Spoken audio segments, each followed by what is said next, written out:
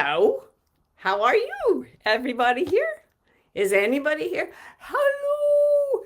Hello. Ooh, ooh, ooh. There you are. How you doing? There's some peoples. Who is here? Oh, oh, I can't really tell. Oh, ha! Jen is here and Donna and Samita. Oh, it's lovely to see you. Hi, Kathy. Aloha. How you doing? Um, Elle and Jessica and Stephanie. Ah, so nice to see you folks. What's it like where you are? Where I am, it is very, very, very, very snowy. Hi, Jennifer and Humana. Oh, hi, Humana. You were in, yeah, coach training. Yes. And Emily Elizabeth and Nikki and everybody. Everybody's here. Okay. So lovely to have you guys here in our little tiny gathering room where it's snowing super hard. It's awesome.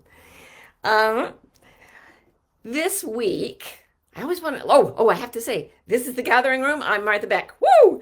Then I'm like, okay, shall I start now? Are there enough people in, or should I like wait for people to shuffle in, shuffle in, shuffle in, sit down, have your popcorn, Diet Coke, licorice, yum. We could make a whole thing out of this. Okay, well, it's 4:01 where I am, so I'm just gonna start.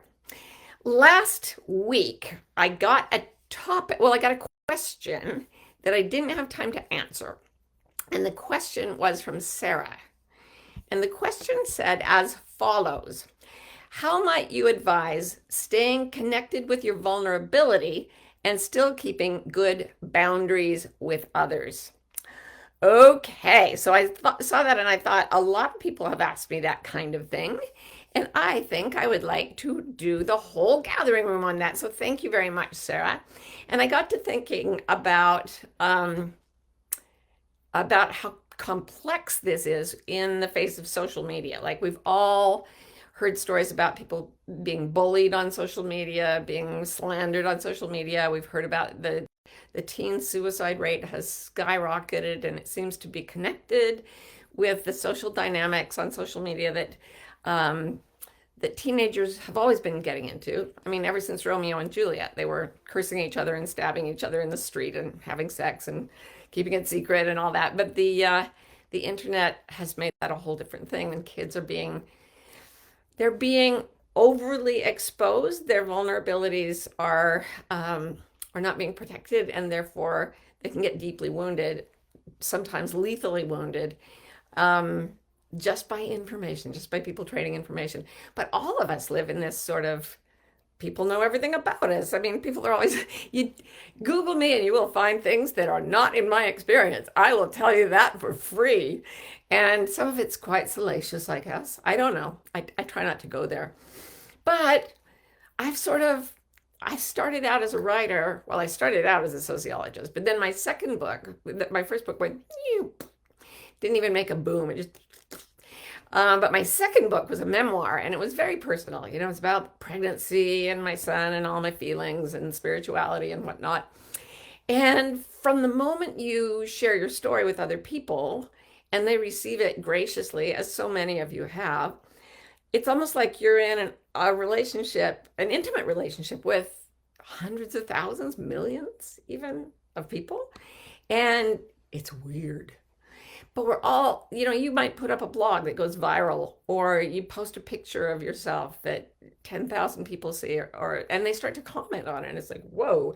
Meanwhile, we all still run the old risks that have been part of the human lot forever and ever, that we'll share part of ourselves with someone, we'll be vulnerable, we'll get stomped. Actually, I think everybody's had that experience. We shared something that was really personal. We opened our hearts to someone and we got stomped.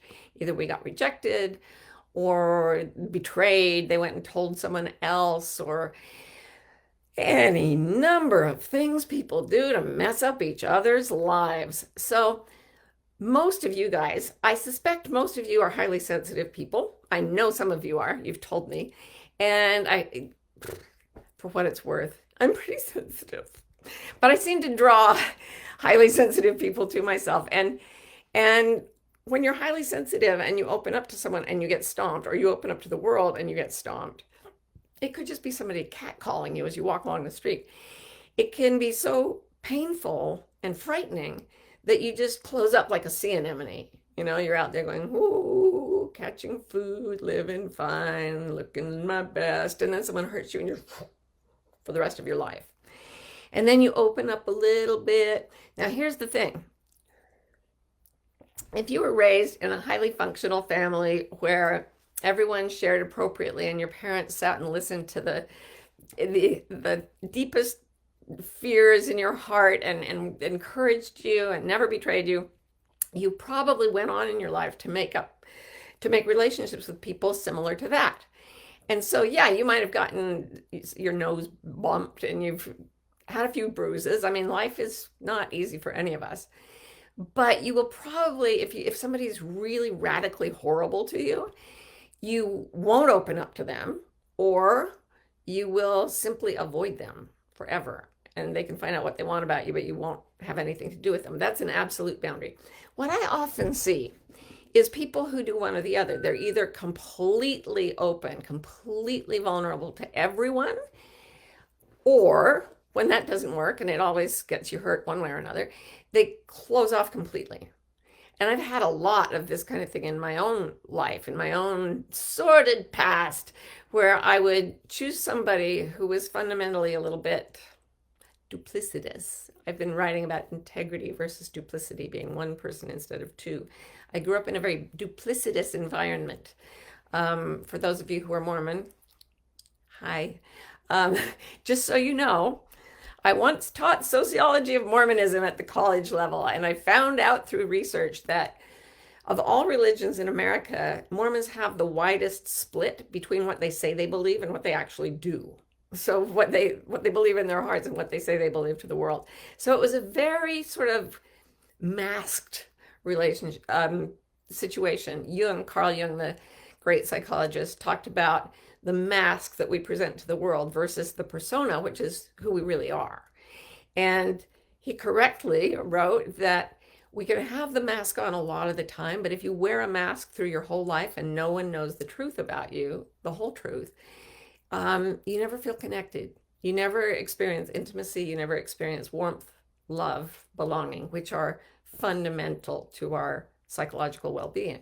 In fact, he said the unit of human survival at a biological level is one person. You can survive in the wilderness if you're canny and strong, but the lowest number of people that it takes for psychological survival is two. If you don't have someone else in your life who's sharing with you and connected with you and understands you, you'll go crazy. You'll literally go crazy from isolation. So if you've been hurt by the world and you've come back and then you hear, like, Brene Brown does such great stuff on being vulnerable and being open and having hard conversations. But if you don't know how to do that, say you're not raised in a family that's really open and loving. Say you're raised in, I don't know, an alcoholic family, or just really dysfunctional in some other way. You trust the wrong people, you get hurt over and over, and then you tend to withdraw completely. So if you've had this kind of experience, you still need love. We all need love. We all need connection. So you're going to have to open up to someone to feel connected. But as Sarah so rightly said, there's a lot of fear involved in that because you don't know how to hold a boundary and be intimate at the same time. So here is a quick little primer. First thing, I call it running into the open. You hide in the open, or hiding in plain sight. And that means that instead of sharing with people who are a part of broken systems like ones you may have encountered earlier in your life, you actually get away from systems that will damage you. And as you go out into the world, you need to look for people who can accept you, who are not like that family. I have to say, one of the most powerful and successful means for people to find each other is the very internet that exposes us to internet bullying. We can go look for somebody who has been hurt the same way we have been. We can sort of open up to people that we haven't met yet because we find them online because we share common wounds and common discourse. So you can actually look online for people that you might, not for sure, but might want to open up to. If you can't do that, I would suggest a 12-step group. I've seen unbelievable, beautiful things happen to people who came from very hurtful systems and went to Al Anon or whatever Anon and stayed for years. And I've been to meetings like that and they helped me. So I would strongly recommend that if that feels right to you, you go there and you sit back and you watch until you feel compelled to share. So find someone, some group or some individual who makes you feel safe enough that you actually want to share. This is key because your instincts know whether sharing is going to be safe or not. And so sometimes they'll send you off if you have a really dysfunctional past, but sometimes, most of the time, they'll say, if you want to open your heart to someone, it's probably a good idea to try it. But don't just blah, throw everything out there. Once you are with people or a person that you want to share with, here's the next thing. So the first one is run into the open, find your group of people in the open. The second thing is the step, check, step method. And I believe I read about this in codependency literature by Melody Beattie, who's one of my favorite writers on boundaries and how to keep them. And she said, when you find someone you want to share with, you open up and you take one step, not 20, just one. Because part of the problem of being closed in is a tendency to want to sort of volcanically blurt everything. And then you're going to get hurt if somebody doesn't give you a perfect answer, or you'll just have so much embarrassment that you'll slink away somewhere. So you say something to this person or these people, you share a little bit, and then you sit back again and you watch. And if they are kind, if they are honest, if they are welcoming, if they seem to get it, then you'll want to share a little more.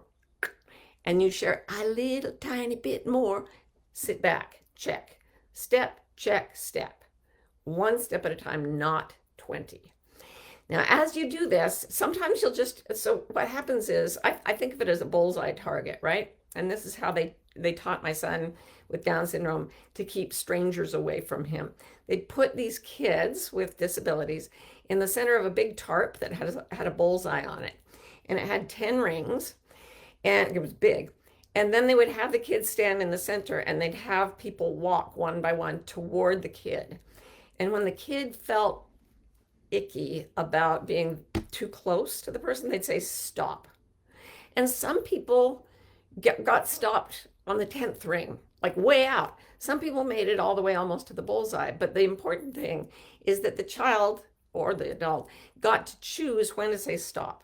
The step, check, step method tells you when to say stop, tells you when to stop sharing. So you can be vulnerable to a level 5. They can come to the 5th ring, but they can't come to the 3rd.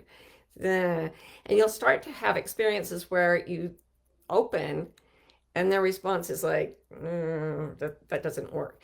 That's when you stop opening to them. But you can get a lot of sharing and a lot of compassion that way. And it's great to have people on your tarp, even if they're not in the bullseye. And then as you go throughout the world, stepping and checking and stepping, some people will turn out to be real winners. Like you'll want to let them in closer and closer, share more with them, share more with them, share more with them. And at some point, I deeply hope, even if it's going to your minister or your therapist or whoever, I hope you find someone with whom you can be completely honest, have no secrets. So I put a meme up on Instagram a few months ago, and I got a lot of flack. And what it said, I don't know, maybe you were one of the ones who said, Martha, how can you say this? The meme said, you don't have to tell everyone everything about yourself, but you have to tell someone everything about yourself. And people thought I was being judgmental, like if you have a secret, you are bad. You have to go tell someone, like go to your priest right now. That's not what I meant. I meant if you don't have someone in the world who knows everything or could know everything and you know you'd still be accepted, you're still alone. You're still alone. So you need to keep stepping and checking and stepping until you find people who get you so deeply. They won't get everything, but as one of my daughters told me, she says, you get to the point where if somebody hurts your feelings, you say, ouch. And if they really love you, they say, oops. And you have an ouch oops relationship, and they can learn you and you can learn them and you can share with each other. So I really do believe you have to be able to tell someone everything. And once you get there, um, an interesting thing happens. This is the test, and I've said this before. Check to see if you are invulnerable to blackmail. And that means that someone could tell the whole world the truth they know about you, and nobody who deeply loves you would be surprised. Like they could say, like I've had people come and say, I know for a fact that you were Mormon and then you weren't. And I'm like, yes, I wrote a book about that, so you can't scare me with that. You know? I know for a fact you were sick as a dog. Yes, yes, or whatever. I know for a fact you're gay. Yes, I've written about that. First thing I did when I realized I was gay, when I was in my 30s, by the way, was no secrets, no lies, tell everybody anything. You know, like I shared it with a few people. They seemed okay with it. And the first thing I said was, don't keep any secrets. Don't tell any lies on my account, because I want to live in radical openness. I want to live in such a way. I've chosen a life where my personal life is being shared with a lot of people. So as I truly believe, you guys, that if you knew everything about me, like pretty much anything, you would not be surprised. I would say, yes, you can hear that. I don't think it's all interesting, and I don't necessarily feel like sharing it indiscriminately, but I live blackmail proof as much as I possibly can. And that means the people closest to me know everything about me. So if somebody comes with a lot of information, nobody's going to be surprised. And that's how I try to stay vulnerable and also keep boundaries. And it's a constant balancing act with the step, check, step, and opening, closing. But you get better and better at it. You get calmer and calmer. You realize that the world is hard, but you're not going to be destroyed. And life becomes much more relaxing. So, thank you all for your comments. They're coming in. So, Anne says, does attachment theory, where are my glasses, play into setting and holding boundaries? Oh, yeah, I think it does. If you have trouble forming attachments, it's very typical to try to attach very suddenly and excessively. Like, I was afraid that Adam would grow up to be one of those people with intellectual disabilities who runs and hugs people indiscriminately because he was so desperate for love. That was what I'd seen growing up as a kid and going to institutions and seeing kids that were institutionalized. They were indiscriminate attachers, but then when I would try to attach to them, they would sometimes become almost violent. So there was something going on with their attachments, and it was very, very exaggerated. The same thing can happen to us if we haven't had successful attachments in our own lives. We may yearn incredibly strongly for that attachment to someone. And we may invest a lover or a friend or a public figure or anybody with so much emotional baggage. Like, that person is the one I want to attach to, even if it's not someone you've even met. And then when you try to attach and it doesn't work, you can get very, very upset, because if you have an attachment disorder and someone appears to have betrayed you or re-wounded you, there's a lot of rage and sorrow that comes up. So yeah, if that's a pattern for you and you feel like you do have some attachment disorders, oh, I've been there.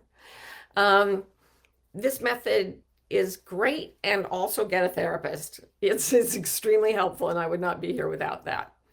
And then the same rules I'm talking about will work for you here, as long as you have that someone to share with. So Alora says, how do you get to the point where you can share so much in books you publish? Trying to do it with a creative project right now, and I'm terrified of sharing on social media. Is it just a ton of courage? Well, fools rush in where angels fear to tread, Alora. Both my memoirs I wrote first as fiction, and On both occasions, my wonderful editor said, look, this is all your real experience. It's more powerful if you say it's real. And so I found that one person I trusted, my editor, and I didn't think anyone else would read it. And I kept telling myself, no one else is going to read it. No one else is going to read it. And it was very shocking to me when people read Expecting Adam. And I went to see my publisher in New York, and people in the office had read it. I felt like that dream where you wake up stark naked in the middle of a, formal meeting or something. And yet, these people came and smiled at me, and they hugged me, and they were kind, and they told me where they were from, not just Manhattan. And they told me things about their own lives, and they started to share. And I was like, wait, it's safe? Now, the people I grew up with have told me that Expecting Adam is horrible, horrible, horrible, and it demonstrates that I am a horrible person. Okay. That's why I'm not in close touch with a lot of them. Oh well. Because I ran into the open, and I found, and you will find this too, that when you run into the open and you start sharing with people discriminately, the world is full of loving, empathic, generous hearted human beings. You can find people to love who will love you back. And the best way to do it is to live your life from integrity. So you live so honestly that nobody can blackmail you, and you are drawn to other people who are similarly honest. And you'll find that the more you live openly, the more people's secrets and lies kind of seem like, whoa. One thing I've noticed when I was seeing a lot of clients in years gone by is that people who are living secret lives, like they're having an affair or they're doing something illegal at work, embezzling or whatever. I've even coached people who were convicted criminals. And it was really interesting to talk to them because they assumed that everyone lives a lie.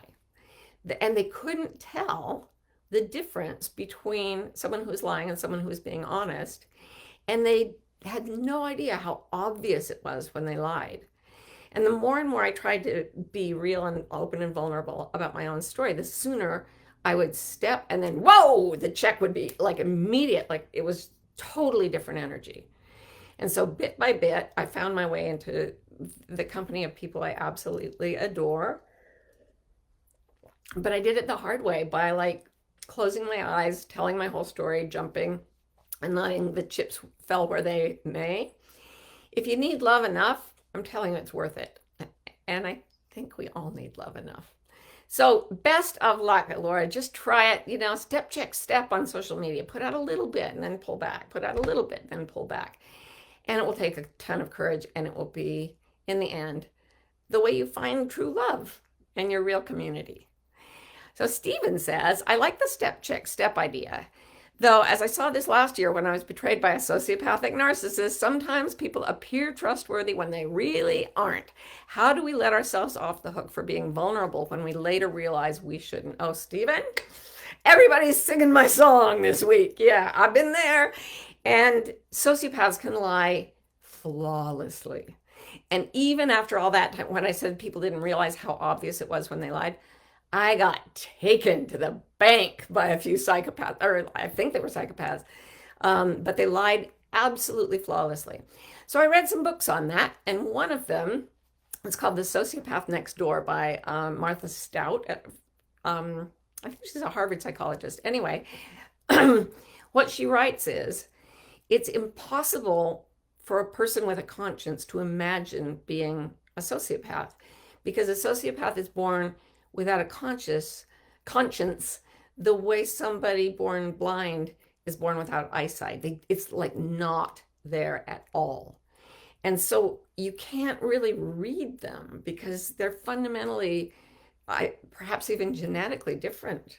Although I will say addiction can mimic sociopathy. It can make people so numb to their feelings that they can act like psychopaths and get away with it because they're so altered on some kind of chemical. And what Martha Stout says is, if you have found yourself in a relationship with a sociopath, it's like an airplane crash where they tell you, just get out alive. Don't worry that you left your laptop in there. Get out. Don't leave your shoes. Just get out of the plane and rebuild your life. And don't ever blame yourself, because you can't. It's like you were hit by a meteor falling. Like, there's a certain number, statistically, number of people who are going to be victimized by psychopaths. I will say that around everyone I've seen, and I've coached a lot of people who ended up hurt by psychopaths. They're not that uncommon, and they're very damaging, so people often need help afterward. But I will say there's something called slippage, where you're with someone or you're talking to someone and you say, what are you doing? And they say blah blah blah blah, and you think that that just that doesn't quite wash. That's wrong. That's not the way it seems. And that will happen once, and then it will happen again, and then it will happen again, and then it will happen again, and then it will happen again. And if you ask them what's going on, you may get attacked.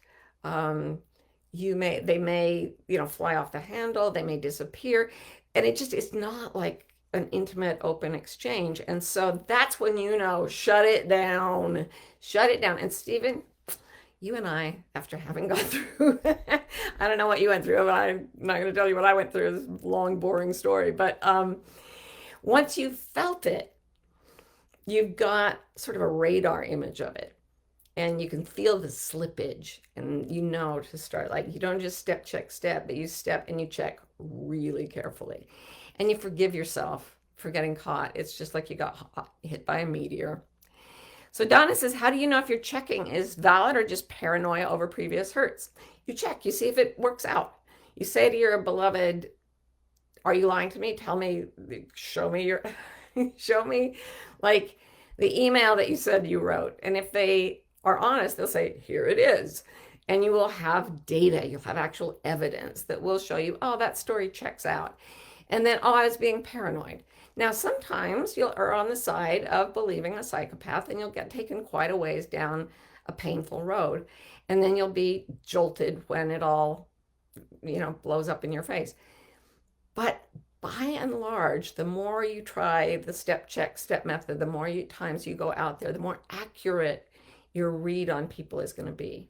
If you know you were raised in a sick system and that you are not given very good equipment for detecting lies, then don't call it paranoia, but call it caution. And go ahead and have it. Be very, very cautious, but keep reaching out, because that's the way we find love. And alone, we do not do well. So Hema says, is this the same thing as being open about everything so no one can say negative things about you? Sort of like make fun of yourself first before anyone else can. No, absolutely not. Being cruel to yourself so that other people's cruelty won't hurt as much is still cruel. If somebody's cruel about you, if they're going to say bad things about you, you can't control that, but you don't have to be with them. I've once heard someone in a 12-step group say, they can keep farting, but you don't have to sit with them. I'm sorry, that was gross. But yeah, if you're with people who are going to make fun of you, find other people. That's not good. Do not start lacerating yourself so that it won't hurt as badly when they attack you. That means you're in the wrong crowd. Get away. Okay, finally, Supriya says, I am overly discerning with reason. I have nearest and dearest that probably know most of my stuff, but I've yet to find the one person I trust with everything. I like having stuff that's just mine. I don't want to be completely accessible and I hate feeling invaded. Is that weird? No, it's totally normal. None of us is ever going to share absolutely every single detail although some social media feeds almost seem that way. Like, I am now drinking a second sip of coffee, posted on Instagram. No, you don't have to share it's nice to have things that are yours, but here's how you know the difference.